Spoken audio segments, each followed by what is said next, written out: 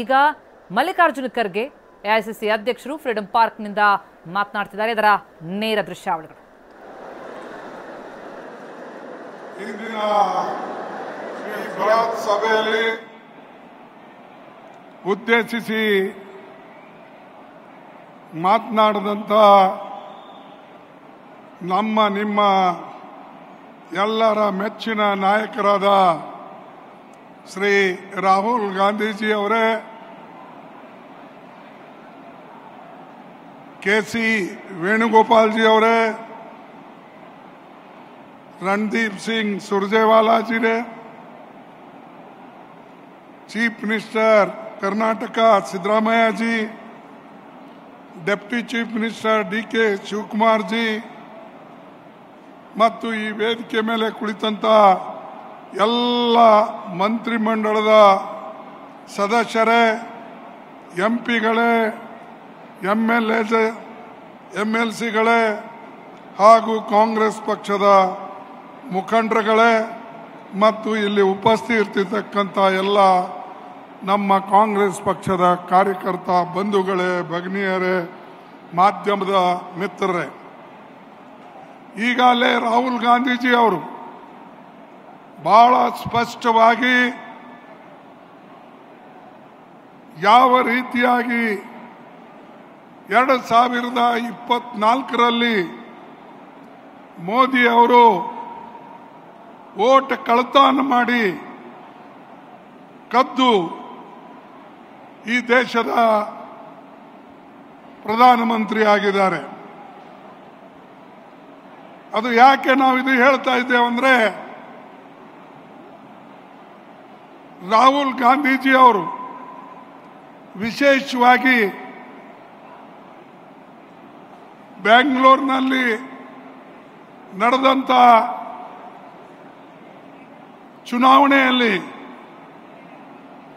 ನಮ್ಮ ಸೆಂಟ್ರಲ್ ಬೆಂಗಳೂರು ಚುನಾವಣೆಯಲ್ಲಿ ಒಂದು ಅಸೆಂಬ್ಲಿ ಕ್ಷೇತ್ರವನ್ನು ಆಯ್ಕೆ ಮಾಡಿ ಅವರು ಡೀಟೇಲ್ವಾಗಿ ಸುಮಾರು 6,60,000 ವೋಟರ್ಗಳು ಅಲ್ಲೇನಿದ್ರು ಅವ್ರದ್ದು ಪ್ರತಿಯೊಂದು ಕೂಡ ಅವರು ಅದರ ಫೋಟೋಗಳು, ಹೆಸರುಗಳು, ಯಾವ ಏರಿಯಾದಲ್ಲಿರ್ತಾರೋ, ಯಾರ ಮನೆಯಲ್ಲಿರ್ತಾರೋ ಅದು ಎಲ್ಲನೂ ಕೂಡ 6 ತಿಂಗಳ ಇದರ ಅಭ್ಯಾಸ ಮಾಡಿ ತದನಂತರ ಒಂದು ನಿರ್ಣಯಕ್ಕೆ ನಾವು ಬಂದಿದ್ದೇವೆ.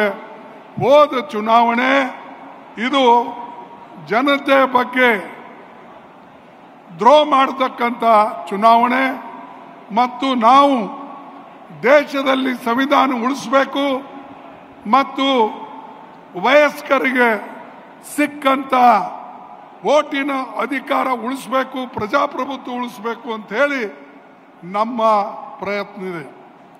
ಆದರೆ ಮೋದಿಜಿ ಅವರ ಪ್ರಯತ್ನ ಏನಂದ್ರೆ, ಜನ ವೋಟ್ ಕೊಡದೇ ಇದ್ರು ಆ ವೋಟ್ಗಳನ್ನು ಕದ್ದು ಎಲ್ಲಿ ಹೆಚ್ಚಿಗೆ ವೋಟ್ ಮಾಡಬೇಕು, ಯಾವ ಏರಿಯಾದಲ್ಲಿ ಕಡಿಮೆ ವೋಟ್ ಹಾಕಿ ಮಾಡಬೇಕು, ಇದು ಎಲ್ಲನೂ ಕೂಡ ಮೋದಿಜಿ ಅವರು ಮತ್ತು ಶಾ ಅವರು ಇವರೆಲ್ಲ ಪ್ಲಾನ್ ಮಾಡಿ ಎಲೆಕ್ಷನ್ ಕಮಿಷನ್ಗೂ ಕೂಡ ಅವರು ಇವತ್ತಿನ ದಿವಸ ಒತ್ತಡವನ್ನು ತಂದು ಈ ಕೆಲಸ ಮಾಡ್ತಾ ಇದ್ದಾರೆ. ಅದಕ್ಕಾಗಿ ಈಗಿರ್ತಕ್ಕಂಥ ಸರ್ಕಾರ ಇದು ಕಳ್ಳತನದ ಸರ್ಕಾರ ಇದ್ದ ಕಾರಣ ಇದಕ್ಕೆ ನೈತಿಕ ಬಲ ಇಲ್ಲ. ಸರ್ಕಾರದಲ್ಲಿ ಇರೋಕ್ಕೆ ಯಾವುದೇ ಇದಕ್ಕೆ ಹಕ್ಕಿಲ್ಲ. ಆದರೂ ಕೂಡ ಮೋದಿಯವರು ಇವತ್ತು ಎಲ್ಲ ಕಡೆ ಹೇಳ್ತಾರೆ, ನಾನು ದೇಶದ ಅಭಿವೃದ್ಧಿಗಾಗಿ ಮತ್ತು ದೇಶದ ಕಲ್ಯಾಣಕ್ಕಾಗಿ ನಾವೆಲ್ಲ ಕೆಲಸ ಮಾಡ್ತಾ ಇದ್ದೇನೆ ಅನ್ನತಕ್ಕಂಥದ್ದು ಹೇಳ್ತಾ ಇದ್ದಾರೆ. ಇದು ಸುಳ್ಳು, ಅಪ್ಪಟ್ಟು ಸುಳ್ಳು. ಮತ್ತು ಈಗಾಗಲೇ ನಮ್ಮ ಪಾರ್ಟಿ ವತಿಯಿಂದ ಸಾಕಷ್ಟು ನಾವು ಎಲ್ಲ ರಾಜ್ಯಗಳಲ್ಲಿ ಇಂಥ ತಪ್ಪುಗಳನ್ನು ಹುಡುಕಿ ಹುಡುಕಿ ಹುಡುಕಿ ತೆಗಿತಾ ಇದ್ದೇವೆ. ಮಹಾರಾಷ್ಟ್ರದಲ್ಲಿಯೂ ಕೂಡ ಅದೇ ಮಾಡಿತು.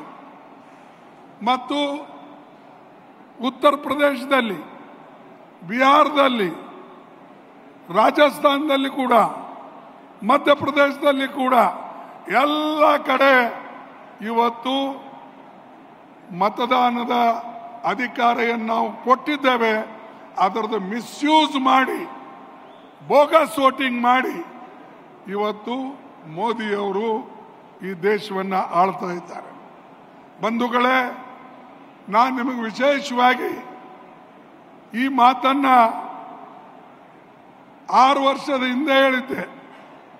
2019ನಲ್ಲಿ ಯಾವಾಗ ನಾನು ಮೊದಲನೇ ಸಲ ಸೋತೆ, ನನ್ನ ಜೀವನದಲ್ಲೇ ಸೋಲು ಕಂಡಿದ್ದು ಅದು ಒಂದೇ ಎಲೆಕ್ಷನ್.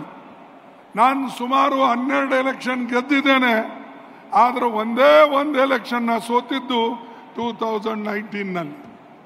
2019ನಲ್ಲಿ ಇದೇ ರೀತಿಯಾಗಿ ಮಾಡಿದ್ರು. ಆವಾಗ ನಮಗೆ ಗೊತ್ತಾಗಲಿಲ್ಲ. ಯಾಕಂದ್ರೆ ಆವಾಗಲೂ ಕೂಡ ಪ್ರತಿಯೊಂದು ನನ್ನ ಬಲ್ಲಿ ಪ್ರತಿ ಅಸೆಂಬ್ಲಿ ಸೆಗ್ಮೆಂಟ್ನಲ್ಲಿ 20,000 20,000 20,000 ಈ ರೀತಿಯಾಗಿ ಸುಮಾರು 5 ಮತಕ್ಷೇತ್ರಗಳಲ್ಲಿ ಅವರು ಬೋಗಸ್ ವೋಟಿಂಗ್ ಮಾಡಿ ನಮಗೆ ಸೋಲಿಸ್ತಕ್ಕಂಥ ಪ್ರಯತ್ನ ಮಾಡಿ, ಟಾರ್ಗೆಟ್ ಮಾಡಿ ಈಗ ಎಲ್ಲ ಕೆಲಸ ಮಾಡಿದ್ರು. ಆದರೆ ಈಗ ಬಯಲಿಗೆ ಬಂದಿದೆ.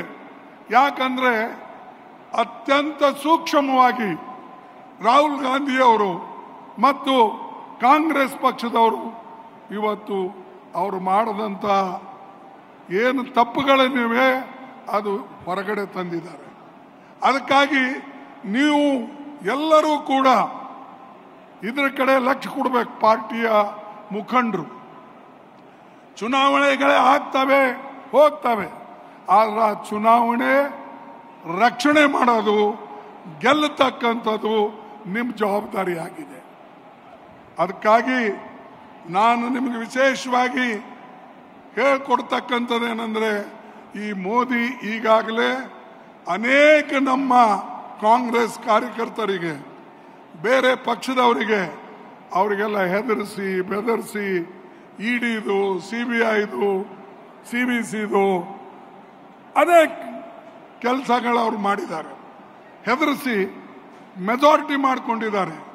ಅನೇಕ ರಾಜ್ಯಗಳಲ್ಲಿ ಅವರಿಗೆ ಮೆಜಾರಿಟಿ ಇರಲಿಲ್ಲ, ಆದರೂ ಕೂಡ ಪಕ್ಷಗಳನ್ನು ಒಡೆದು MLAಗಳನ್ನು ಖರೀದಿ ಮಾಡಿ ಸರ್ಕಾರ ಮಾಡ್ತಾ ಇದ್ದಾರೆ. ಅದೇ ರೀತಿಯಾಗಿ ಮಹಾರಾಷ್ಟ್ರನಾಗ ಆಯಿತು, ಹಿಂದೆ ನಮ್ಮ ಕರ್ನಾಟಕದಲ್ಲೇ ಆಯಿತು, ಅದೇ ರೀತಿಯಾಗಿ ಗೋವಾದಲ್ಲೇ ಆಯಿತು, ಮಣಿಪುರ್ನಲ್ಲೇ ಆಯಿತು. ಇವು ಎಲ್ಲ ಕಡೆ ಅವರು ಎಂದೂ ಎಲೆಕ್ಷನ್ದಲ್ಲಿ ಗೆದ್ದು ಬರಲಿಲ್ಲ. ಆದರೆ ಚುನಾವಣೆಯಲ್ಲಿ ಗೆದ್ದು ಬಂತ ಜನರಿಗೆ ಸೆಳ್ಕೊಂಡು ದುಡ್ಡು ಕೊಟ್ಟು ಆ ಸರ್ಕಾರಗಳನ್ನು ಮಾಡಿದ್ರು. ಈಗ ಅದೇ ಚಾಳಿ ಅವ್ರದ್ದಿದೆ. ಅದಕ್ಕಾಗಿ ಅವರಿಗೆ ನಾವು ಬುದ್ಧಿ ಕಲಿಸಬೇಕಾಗಿದೆ. ಮತ್ತು ವಿಶೇಷವಾಗಿ ಈ ನಮ್ಮ 2024 ಎಲೆಕ್ಷನ್ ಏನಿದೆ ಅದು ನಿಜವಾಗಲೂ ಮೋದಿ ಅಂಡ್ ಕಂಪನಿ ಗೆದ್ದಿಲ್ಲ. ಅವರು ನೇರವಾಗಿ ಚುನಾವಣೆ ಗೆದ್ದಿಲ್ಲ, ಕಳ್ಳತನದಿಂದ ಚುನಾವಣೆ ಗೆದ್ದಿದ್ದಾರೆ. ಆ ಸರ್ಕಾರ ಬಹುಕಾಲ ಉಳಿಯೋದಿಲ್ಲ. ಅವ್ರು ಎಲ್ಲೇ ಇರಲಿ ನಾವು ಹೊರಗೆ ತರ್ತೇವೆ, ಹೊರಗಡೆ ತಂದು ಅವರಿಗೆ ಜನರಿಂದ ಚೀಮಾರಿ ಹಾಕಿಸ್ತೇವೆ.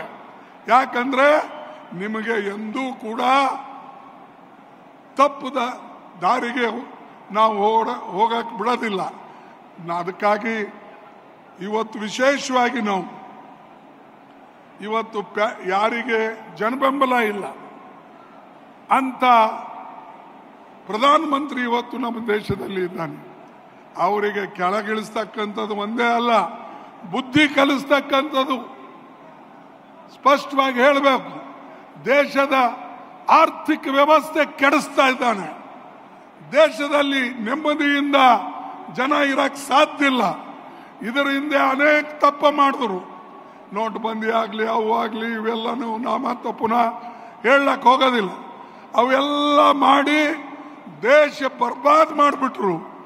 ಈಗ ಪುನಃ ಇನ್ನೊಂದು ತಪ್ಪು ಮಾಡಿ ದೇಶ ಹಾಳು ಮಾಡ್ತಾ ಇದ್ದಾರೆ. ಅದಕ್ಕಾಗಿ ನಾವೆಲ್ಲರೂ ಕೂಡ ಈ ಕದ್ದಂತ ಚುನಾವಣೆ ಎಲ್ಲರೂ ಕಂಡುಹಿಡಿಬೇಕು. ಇವತ್ತು ಸೆಂಟ್ರಲ್ ಬೆಂಗಳೂರಿನಲ್ಲಿದೆ, ಬೇರೆ ಕಡೆನೂ ಇದೆ. ಎಲ್ಲೆಲ್ಲಿ ಹೀಗಾಗಿದೆ ನೀವು ಪ್ರತಿಯೊಬ್ಬರು ಸೂಕ್ಷ್ಮವಾಗಿ ಆ ಚುನಾವಣೆ ರಿಸಲ್ಟ್ಗಳನ್ನು ಅಭ್ಯಾಸ ಮಾಡಬೇಕು ಮತ್ತು ಹೊರಗಡೆ ತರಬೇಕು. ಅದಕ್ಕಾಗಿ ನಾವು ನಾಳೆ ಸೋಮವಾರ ದಿವಸ ಎಲ್ಲ ಎಂಪಿಗಳು ದೊಡ್ಡ ಪ್ರಮಾಣದಲ್ಲಿ ಸೆಂಟ್ರಲ್ ಎಲೆಕ್ಷನ್ ಕಮಿಷನ್ ಮುಂದೆ ಪ್ರೊಸೆಷನ್ನಲ್ಲಿ ಹೋಗಿ ಅವರಿಗೆ ನಾವು ಮೆಮೊರಂಡಮ್ ಕೊಡೋದು ಅಲ್ಲದೆ ಅವರಿಗೆ ಸ್ಪಷ್ಟವಾಗಿ ತಿಳಿಸ್ತೇವೆ, ನಿಮ್ಮ ಕಣ್ಣು ಮುಂದೆ ಈ ರೀತಿಯಾಗಿ ನಡೆದಿದೆ, ಇದಕ್ಕೆ ನೀವು ಬೆಂಬಲ ಕೊಡ್ತಾ ಇದ್ದೀರಿ, ಅದಕ್ಕಾಗಿ ನೀವು ಕೂಡ ಅಧಿಕಾರದಲ್ಲಿ ಇರ್ತಕ್ಕಂಥ ಯೋಗ್ಯರಲ್ಲ ಅಂತಕ್ಕಂಥದ್ದನ್ನು ನಾವು ಹೇಳಬೇಕಾಗ್ತದೆ. ಅದು ಸೋಮವಾರ ದಿವಸ ನಾವು ದಿಲ್ಲಿಯಲ್ಲಿ ಆ ಕೆಲಸ ಮಾಡ್ತೇವೆ. ಅದೇ ರೀತಿಯಾಗಿ ಇಂಡಿಯಾ ಅಲೈನ್ಸ್ ಪಾರ್ಟಿಗಳಿಗೆ ನಾವು ನಿನ್ನೆ ರಾಹುಲ್ ಗಾಂಧೀಜಿ ಅವರ ನಿವಾಸದಲ್ಲಿ ಕರೆದಿದ್ದೇವೆ. ಎಲ್ಲರನ್ನ ಕರೆದು ನಾವು ಸ್ಪಷ್ಟವಾಗಿ ಹೇಳಿದ್ದೇವೆ, ನಾವು ಒಕ್ಕಟ್ಟಾಗಿರ್ಬೇಕು, ಒಂದಾಗಿರ್ಬೇಕು. ನಾವು ಒಂದಾಗಿದ್ದರೆ ತಾನೇ ಈ ಮೋದಿ ಅವರ ಕಳ್ಳಾಟ ನಡೆಯೋದಿಲ್ಲ. ಇಲ್ಲದ್ರೆ ಇದೇ ರೀತಿಯಾಗಿ ಅವರು ಕಳ್ಳತನ ಮಾಡಿ ಮಾಡಿ ಮಾಡಿ ಅಧಿಕಾರದಲ್ಲಿರ್ತಾರೆ. ಇದು ಒಂದು. ಅದಕ್ಕಾಗಿ ಇವರಿಗೆ ಅಧಿಕಾರದಿಂದ ಇಳಿಸೋದು ಅತ್ಯಂತ ಮಹತ್ವದು. ಎರಡನೇದು, ನಮ್ಮ ಶಿಕ್ಷಣ ಕ್ಷೇತ್ರದಲ್ಲಿ ಕೈ ಆಡಿಸ್ತಾರೆ, ಅವರಿಗೆ ಅಧಿಕಾರ ಇದೆ ಅಂತ ಹೇಳಿ.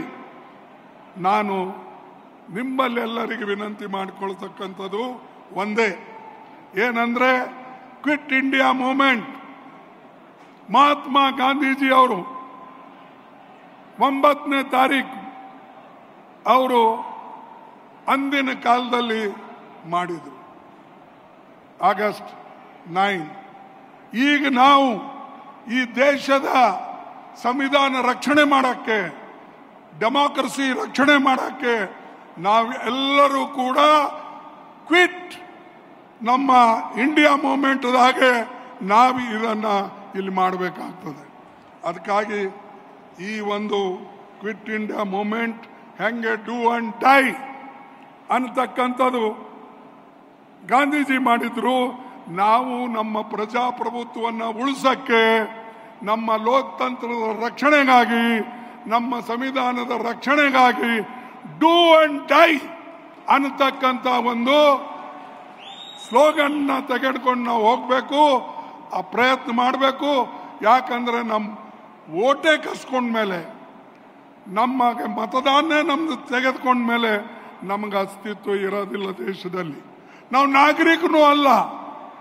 ಅದಕ್ಕಾಗಿ ಈ ಕೆಲಸವನ್ನ ನೀವೆಲ್ಲರೂ ಕೂಡ ಮಾಡ್ತೀರಿ ಅನ್ನತಕ್ಕಂಥ ಮಾತನ್ನ ಇವತ್ತು ಹೇಳಿ ನಾವೆಲ್ಲರ ಜೊತೆಯಲ್ಲಿ ಸಂಪರ್ಕ ಕೂಡ ಮಾಡ್ತಾ ಇದ್ದೇವೆ. ನಾನು ವಿಶೇಷವಾಗಿ ರಾಹುಲ್ ಗಾಂಧೀಜಿ ಅವರಿಗೆ ಧನ್ಯವಾದ ಹೇಳ್ತೇನೆ.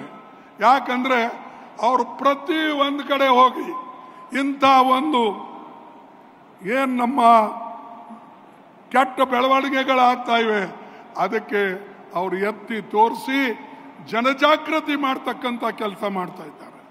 ಅದಕ್ಕಾಗಿ ಅವರಿಗೆ ನಾನು ಧನ್ಯವಾದ ಕೊಡ್ತೇನೆ. ಇಷ್ಟು ಧೈರ್ಯದಿಂದ ಕೆಲಸ ಮಾಡ್ತಕ್ಕಂಥ ನಾಯಕ ಯಾರೂ ನಮ್ಮ ದೇಶದಲ್ಲಿ ಇವತ್ತು ಇಲ್ಲ. ರಾಹುಲ್ ಗಾಂಧಿ ಅವರಿಗೆ ಬಿಟ್ಟು ಬೇರೆ ಯಾರೂ ಕೂಡ ಇಲ್ಲ.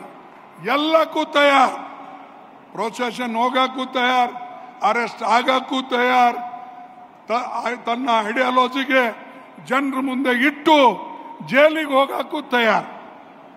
ಅವ್ರ ಮೇಲೆ ಇವತ್ತು ಅನೇಕ ಕೇಸ್ ಇವೆ, 40-50 ಕೇಸ್ಗಳಿವೆ. ಪ್ರತಿ ಒಂದು ಕೋರ್ಟಿಗೆ ಅವ್ರು ಹೋಗ್ತಾರೆ, ಪ್ರತಿ ಒಂದು ಕಡೆ ಹೋಗಿ ಜನರಿಗೆ ಜಾಗೃತಿ ಮಾಡ್ತಕ್ಕಂಥ ಕೆಲಸ ಇವತ್ತು ಡೆಮಾಕ್ರಸಿ ಬಗ್ಗೆ, ಸಂವಿಧಾನ ಬಗ್ಗೆ ಮಾಡ್ತಾ ಇದ್ದಾರೆ. ನಾವೆಲ್ಲರೂ ಕೂಡ ಒಂದಾಗಿ ಅವರಿಗೆ ಬೆಂಬಲ ಕೊಡಬೇಕು. ಮತ್ತು ಅದೇ ರೀತಿಯಾಗಿ ಕ್ವಿಟ್ ಇಂಡಿಯಾ ಮೂವ್ಮೆಂಟ್ ಬಗ್ಗೆ ಡೂ ಅಂಡ್ ಡೈ ಅನ್ನತಕ್ಕಂಥ ಸ್ಲೋಗನ್ ಅನ್ನು ತೆಗೆದುಕೊಂಡು ನಾವು ಮುಂದೆ ಹೋಗಬೇಕು ಅನ್ನತಕ್ಕಂಥ ಮಾತನ್ನು ನಾನು ನಿಮಗೆ ಹೇಳಿ ನನ್ನ 4 ಮಾತು ಮುಗಿಸ್ತಾನೆ. ಜೈ ಹಿಂದ್, ಜೈ ಕಾಂಗ್ರೆಸ್, ಜೈ ಹಿಂದ್. ಏನು ಇವತ್ತು ಸಪ್ಪಗಿದ್ರಿ ಅಲ್ಲ, ಜೈ ಹಿಂದ್, ಜೈ ಹಿಂದ್, ಜೈ ಹಿಂದ್, ಜೈ ಕಾಂಗ್ರೆಸ್, ಜೈ ಕಾಂಗ್ರೆಸ್. ನಿಮ್ಮೆಲ್ಲರಿಗೆ ಧನ್ಯವಾದ. ಈ ಕಳತನದಿಂದ ಅಧಿಕಾರದಲ್ಲಿ ಇರ್ತಕ್ಕಂಥವ್ರಿಗೆ ಓಡಿಸ್ಬೇಕು ಅಂತ ಇನ್ನೊಮ್ಮೆ ಹೇಳಿ ನನ್ನ ಮಾತು ಮುಗಿಸ್ತೇನೆ. ಜೈ ಹಿಂದ್. ಎಸ್, ಮೋದಿ ವಿರುದ್ಧ ಕೇಂದ್ರ ಸರ್ಕಾರದ ವಿರುದ್ಧ ವಾಗ್ದಾಳಿ ನಡೆಸಿದ್ದಾರೆ ಖರ್ಗೆ. 2019ರಲ್ಲಿ ಏನು ಅವರು ಸೋಲನ್ನ ಕಂಡಿದ್ರು, ಆ ಸೋಲಿಗೂ ಮತಗಳ್ಳತನವೇ ಕಾರಣ ಅಂತ ಆರೋಪಿಸಿದ್ದಾರೆ. ಜೊತೆಗೆ ಸೋಮವಾರ ಎಲ್ಲ ಸಂಸದರು, ವಿಪಕ್ಷ ಸಂಸದರೆಲ್ಲರೂ ಕೂಡ ಸೇರಿ ಕೇಂದ್ರ ಚುನಾವಣಾ ಆಯೋಗಕ್ಕೆ ಹೋಗಿ ದೂರನ್ನ ನೀಡೋದಾಗಿಯೂ ಕೂಡ ತಿಳಿಸಿದ್ದಾರೆ. MLAಗಳನ್ನ ಖರೀದಿಸಿ ಸೆಳೆದು ಸರ್ಕಾರವನ್ನ ರಚನೆ ಮಾಡ್ತು ಅಂತ ಆರೋಪಿಸಿದ್ದಾರೆ.